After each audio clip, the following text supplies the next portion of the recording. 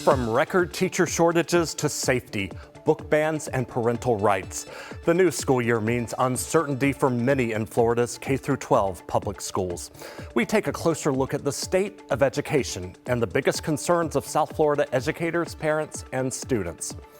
That and more. Stay with us as we dive in to your South Florida.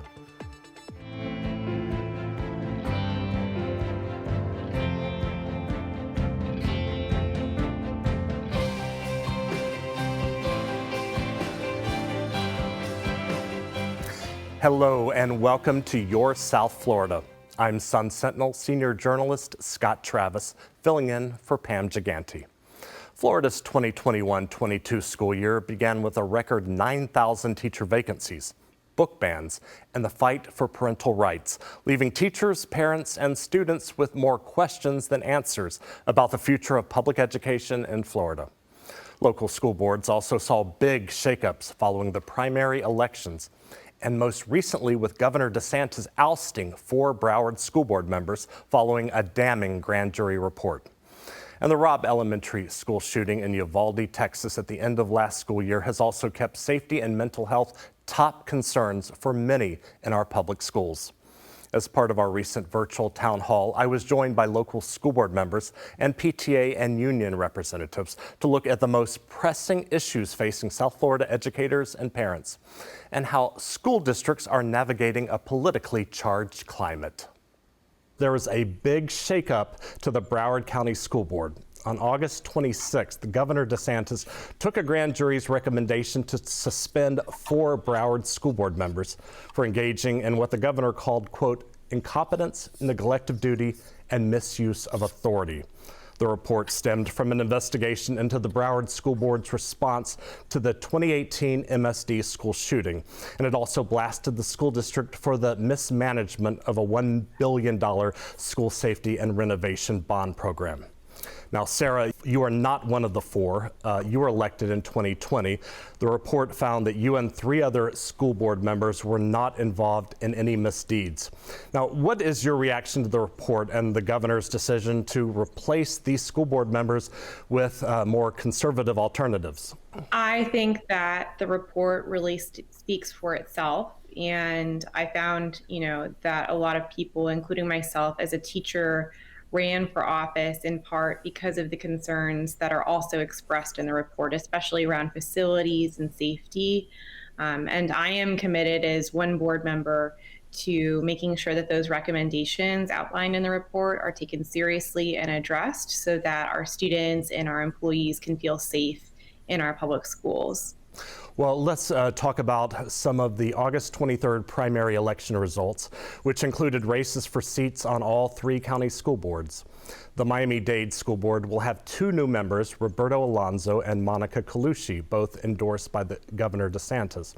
Now, these are supposed to be nonpartisan seats, but we've repeatedly seen politics being injected into these school board races, and some conservative groups I've seen have actually said that now Miami-Dade County School Board is the largest school district in the country, or the largest school board in the country, to have a conservative majority now. So, Tony, how do you see this impacting the union's relationship with the board? Well, when it comes to the school board of Miami-Dade County, hopefully we'll continue to have a feasible relationship where we can actually get the job done that we're all there to do, which is educate students. So we're looking forward to, you have to give people a chance. We want to make sure that they're independent and they're following their constitutional duties as elected school board members to do the right thing for the children we serve and the professionals who serve them. So, Maria, how do you see this change affecting the PTA's relationship with the school board? Well, we hope that there's no changes, that we all can continue to collaborate together for the betterment of our students, that we can make every child's potential a reality. And we're looking forward to working with our new members.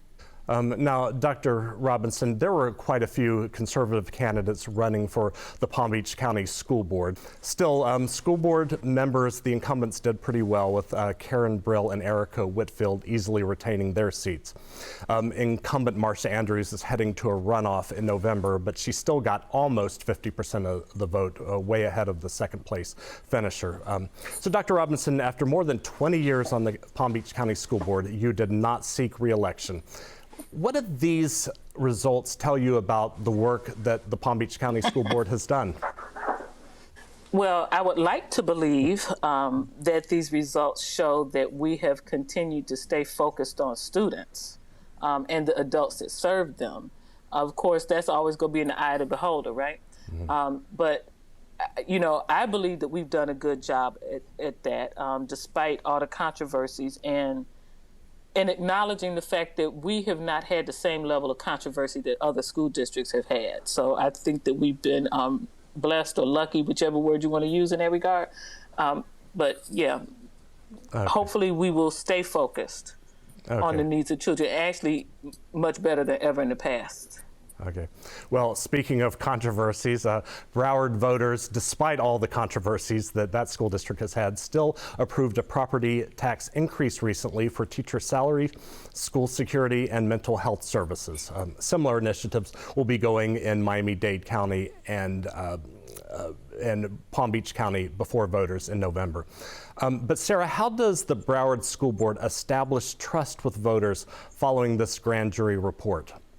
I think that really begins with us publicly discussing the report, discussing the recommendations, and then taking action on those recommendations. We really have to put it all out on the table and have an open discussion involving the public, listening to public concerns to establish trust again. And that begins with transparency for me. Now, let's take a closer look at one of the biggest points of contention in Florida's public schools, book bans. This is stemming from two recent bills signed by Governor DeSantis. The state's parental rights in education law, often referred to by critics as the Don't Say Gay bill, who opponents say that it's an attack on the LGBTQ plus community. But the law bans classroom instruction on sexual orientation and gender identity in kindergarten through third grade, as well as in a manner that's not age appropriate for older students. The law also allows parents to sue a school district if they believe a teacher has violated the law. And Florida's Individual Freedom Law, also known as the Stop Woke Act, aimed at stopping perceived critical race theory, or CRT, which is generally taught at the college or graduate level. That law states that a curriculum cannot include concepts that anyone is privileged or oppressed based solely on their race, color, sex, or national origin, or that anyone is inherently racist, sexist, oppressive, whether consciously or unconsciously, by virtue of their race, color, sex, or national origin. Both laws went into effect July 1st of this year. On August 18th, a federal judge temporarily blocked the Stop Woke Act, saying it violates the First Amendment. However, that was not before the state rejected 54 math textbooks claiming CRT and social emotional learning appeared in some. And it's not just Florida. We're seeing book bans in school districts across the country. Now, Dr. Robinson, you were one of 2 no votes on the Palm Beach County School Board opposing a policy to align with the parental rights law. What are you hearing from parents and teachers about this decision, and what changes come with this new policy? What I've heard continuously is that it's an overreach, right? In the good old days, we trusted teachers to understand what materials were appropriate for their students. I think that remains today. I don't think that it's appropriate for everyone to have an equal voice, although everyone should be heard. I would agree with that, right? So I think we're trying to do the dance to make sure we're not violating the law, but doing the right thing for children and respecting the educators. Well, as of this town hall, Broward Schools has not announced a plan to navigate the parental rights law, but obviously with a new conservative majority, that could be coming in the near future. Superintendent Cartwright has previously voiced her concern about, quote, what the unintended consequences are going to be, unquote. Sarah, what are your thoughts on these book bans, and what are you hearing from parents and teachers in your district? How's the district navigating this? Yeah, what I'm hearing from parents and teachers is definitely fear. And I'm hearing from parents specifically that although this is being done under the guise of parental rights, it really ignores the rights of parents in Broward County, parents like myself who want our children to have an inclusive, expansive education and learn about Black history and learn about LGBTQ history. So, you know, people are fearful for their jobs and they're fearful for their children, and they're worried about the environment of education right now in the state of Florida. Tony, could you explain your union's position and what it could mean for teachers? How are they expected to teach civil rights, for example? How will the union support teachers facing potential future lawsuits or criminal charges? Well, as far as the union goes, we expect some things to come out of this. We expect some lawsuits. We expect teachers are truth tellers, right? It's going to be very difficult to walk a tight line teaching truth opposed to teaching what they refer to as propaganda. The curriculum itself for every public school in our state is set by the Florida Department of Education, not by individual school boards, not school administrators or teachers. So Maria, what is your PTA's stance on the parental rights law and the Stop Woke Act? And what are you hearing from your members? Well, PTA opposed the parental rights law, even though we've been advocating for parental rights for 125 years. That's all behind our mission, which is to empower, encourage our parents to advocate for their children. But there's many areas within this bill that reflects not what public schools should reflect, which is the desires of the majority. It more reflects on the minority, those that want to pretty much, I guess, control everybody and not let everybody make their own options. The Woke Act, pretty much, we want children to, go to school excited, not be afraid to be discriminated against because of their views, their sexuality, their gender identities, their parents. So we don't want that to interfere with our children's education. We want them to go to school, feel safe, feel encouraged, and grow. Now let's pivot to teacher shortages. A Florida Education Association report shows that more than 9,500 teaching and support staff positions are vacant throughout the state. Dr. Robinson, earlier this year, the Palm Beach County School Board approved an average 3.5% pay raise for teachers, the highest in the state. What else do you think the school board can do to retain quality teachers? Well, I think we really need to look at the workplace culture and climate, and we need to make sure that that administrators, despite the pressure placed on administrators, that they are supportive of the educators who are then supporting and educating the children, right? So it's in that interaction. I'm also concerned that some of this legislation will inspire some people, specifically parents and community members, to be even harsher in their approach to teachers when they have questions about what may have happened in class. So I think we have to put a cocoon, really, honestly, around the teachers and let them do what they know to do. Oh. Well, Governor DeSantis is promoting a pathway for military veterans to become teachers, eventually expanding it to include retired police, firefighters, and EMTs. And in some cases, they don't have to have a college degree.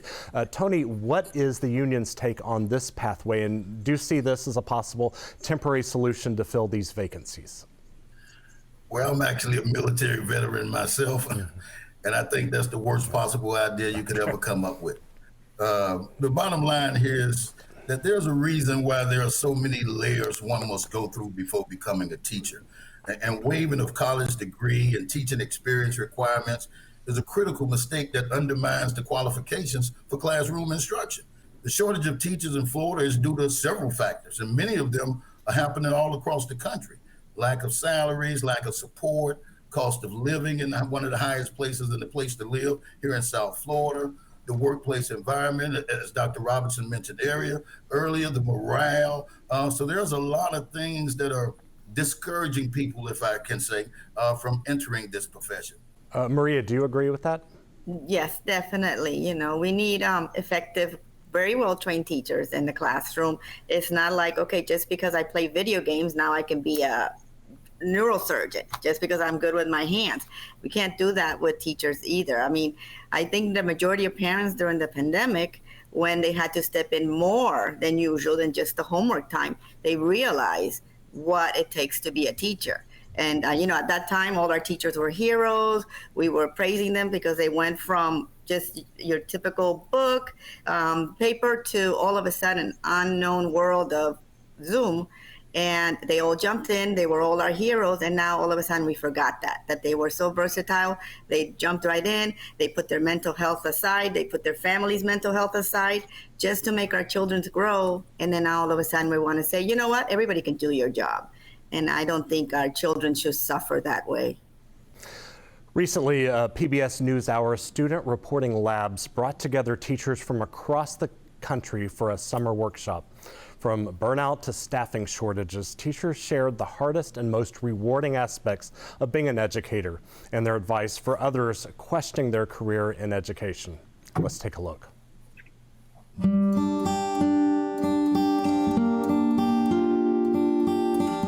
I think one of the most significant challenges last year that is leading to teacher burnout, especially in my case, is the apathy of the students. When they came back, they weren't as connected to each other, they weren't as connected to their teachers, and they really had a hard time just getting motivated to do the things that they used to kind of enjoy doing. I think the biggest challenge that I've seen at the elementary level is the idea of just not having the capacity to take on more. A lot of teachers feel like we're just in survival mode. We're trying to make it through. We're trying to teach the required curriculum, and it's really hard then to bring in and enhance that curriculum because of all of the outside influences that we have and that we have to factor in. I think there has to be a perception shift for the public in seeing actual value in what I do and what my fellow teachers do. And until that happens, it's not going to change. Teachers yelling and screaming into the void or quitting en masse, it hasn't changed things yet. Every year I think, this is my last year, I'm not coming back. I don't want to do this anymore, it's hard. It's a little defeating sometimes. Then you get that one student that you think, okay, this kid gets it, and I want to watch them graduate, and I want to watch them. I want to launch this birdie out of my nest and see what happens.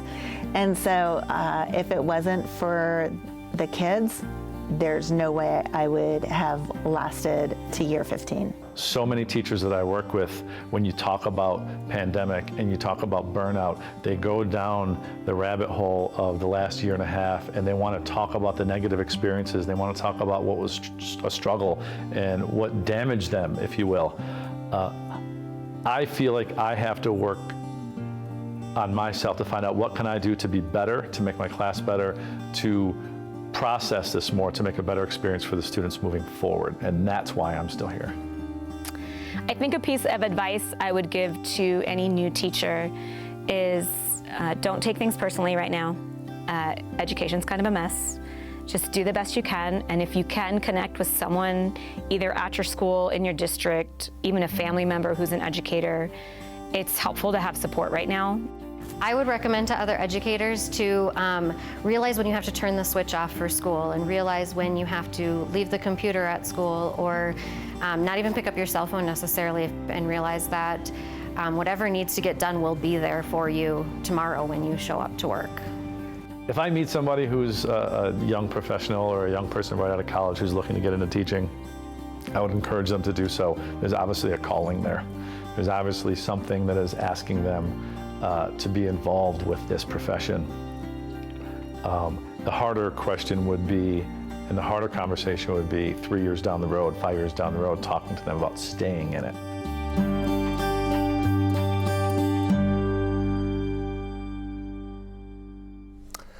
Wow, so Tony, is this on par with what you're hearing from teachers in Miami-Dade? Well, that's certainly on par. Teachers have a wealth of issues. Everybody during the pandemic, I mean, realistically, we're coming out of something that none of us has ever experienced. For almost 2 years, we had to develop a new way to teach, right? Teachers are used to face-to-face contact. Our relationships with our students are built on that basis. And we were thrown into a situation where everything turned virtual.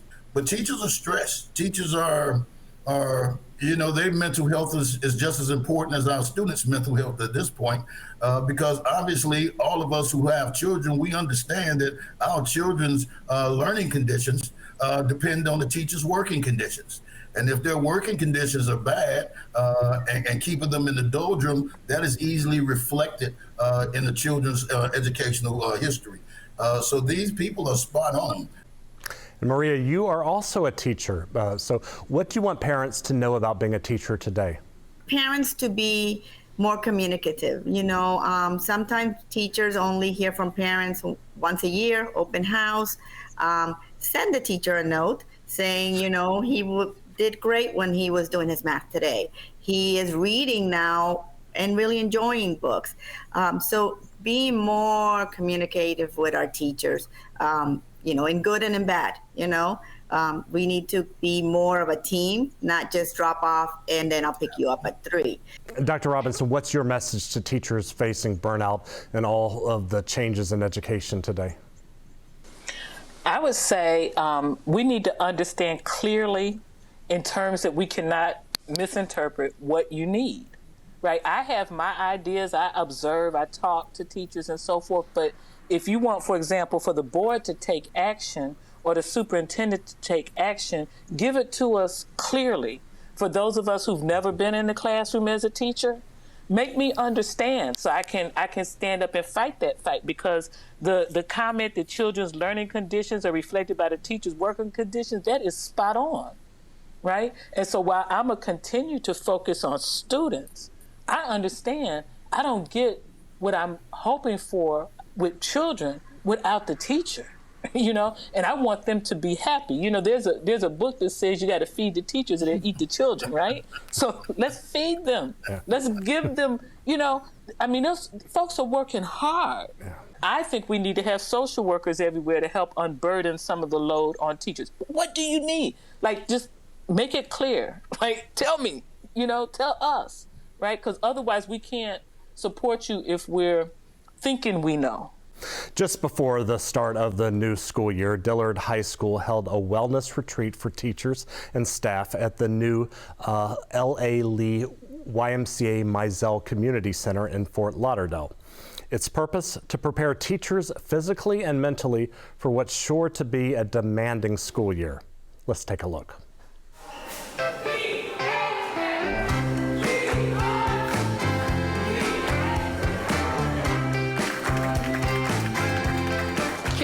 Believe the summer is over and we're here getting ready to do it all over again for the students of the Dillard community and surrounding communities. I'm just so excited about this year and this morning. We're here collaborating with the YMCA on a partnership where I, as the principal, have come up with a theme that healthy is the new superpower. Exercise your mind and your body to enhance your craft. You'll see staff participating in water aerobics, playing basketball. We're actually even doing conversations around school data and reflections and how we can improve in our own craft of teaching and learning. I think campus morale is super important, right? So in your classroom, you want the classroom morale to be high because that's how you get the highest levels of engagement from the students. So I think that Principal Robinson, working with the YMCA, saying that we're going to start like this together, helps us to establish a campus-wide, faculty and staff-wide morale, which is going to help push us as the year goes on. It's so important that we are ready mentally and physically to receive our students. And I don't expect one day to do that, but what I do expect is that this will be the beginning of something new for you. Being healthy is just the most important thing. We know that if we're not healthy as professional educators, that it's going to be hard for the long run to do our best with our students. And so one of the things that Broward County Public School has a big emphasis on is social and emotional learning. And so thus is one of the reasons why we're doing yoga. We want our teachers to be healthy physically, socially, and emotionally. And that's why we're here today. I'm hoping that together, in the words of Mrs. Robinson, together we can make great things happen with respect, grace to each other. It's going to be a great school year, and we know that coming here is just going to enhance that, help us as professional educators to enhance our craft.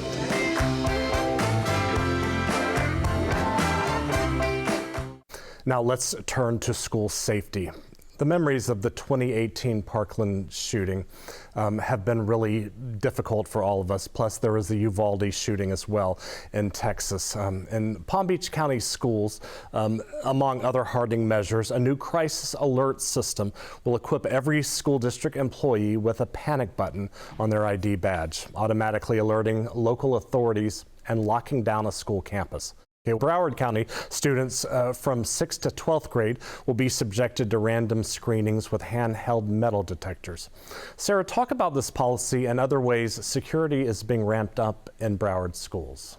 Yeah, the new superintendent has definitely taken security and safety seriously. And last year we saw a huge uptick in instances of violence and children bringing weapons to school. Because of the wake of the pandemic and those issues. And so I think this is the superintendent's way of trying to mitigate those things and create a situation where our schools are much safer and kids aren't engaging in violent behaviors at school. Tony, teachers are often looked at as the last line of defense between students and an active shooter. Talk about the stress this adds for teachers. The actions that were taken, some of them in Parkland with the coach, people do what's natural for them. And when you're a teacher, the only thing, the most important thing is that a child feels safe and secure before anything else happens. Teachers, that's part of the reason that the shortage is the way it is. Some people cannot simply handle the pressure over and over and over. But as I mentioned, as a whole, I think teachers are very resilient. They're going to do whatever's necessary to keep our children safe. And in a lot of instances, that means sometimes we lose our own lives in the process. You can watch the full town hall on our Facebook page at Your South FL. I'm Scott Travis. Thanks for watching.